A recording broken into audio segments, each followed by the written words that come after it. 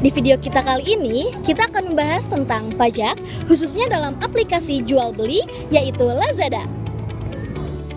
Kenapa ini penting? Karena sekarang banyak orang berjualan online tetapi masih belum paham bahwa aktivitas jual beli di marketplace juga ada kaitannya dengan pajak.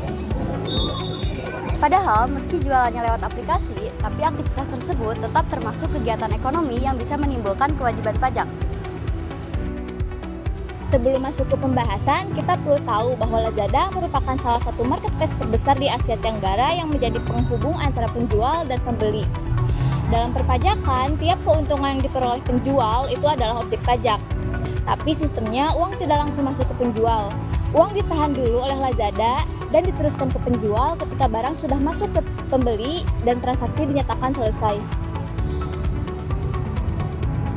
Sebelum dana sampai ke penjual, biasanya Lazada memotong biaya layanan seperti biaya admin, komisi penjualan, dan biaya promosi juga memakai fitur iklan. Jadi, uang bersih yang diterima penjual, itulah yang menjadi dasar untuk menghitung penghasilan usaha. Penjual menghitung laba dari omset setelah dikurangi modal, ongkir yang ditanggung, kemasan, dan biaya operasional. Jika penghasilan sudah memenuhi ketentuan, maka akan timbul kewajiban untuk membayar pajak penghasilan atau PPh. Semua transaksi di Lazada sudah tercatat secara digital, sehingga data penghasilan sudah tersimpan rapi, dan usaha online sudah lebih transparan daripada transaksi tunai. Sistem ini juga lebih memudahkan pemerintah untuk melakukan pengawasan pajak yang lebih modern.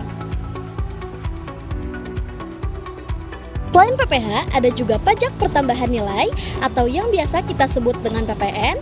Nah, teruntuk PPN ini hanya wajib dipungut oleh pengusaha yang berstatus PKP, yaitu pengusaha kena pajak. Jadi, tidak semua penjual otomatis dikenai PPN.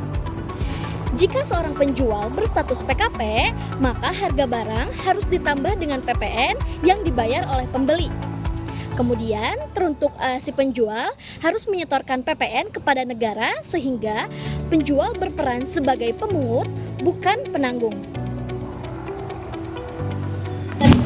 Lazada berperan sebagai perantara di mana mempertemukan penjual dan pembeli serta menampilkan harga yang sudah termasuk pajak.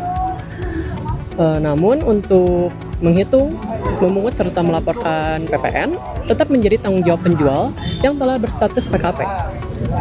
Lazada juga sebagai perusahaan memiliki kewajiban pajak, di mana penghasilannya berasal dari komisi penjualan, biaya layanan, iklan, serta fitur berbayar, yang kemudian akan dikenakan pajak sesuai dengan perpajakan perusahaan.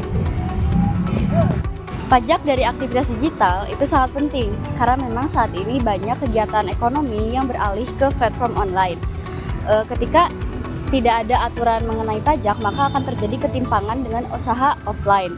Nah, dengan adanya aturan ini, maka semua peran usaha itu bisa diperlakukan secara lebih adil lagi.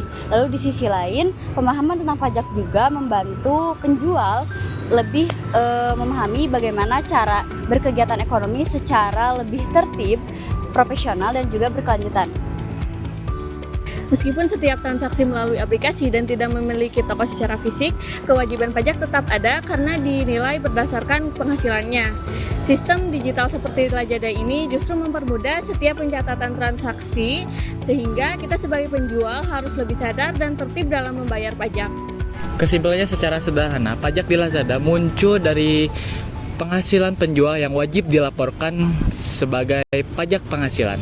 Jika penjual sudah PKP, ia juga wajib memungut dan menyetor PPN. Sementara Lazada sebagai platform membayar pajak dari jasa yang mereka sediakan.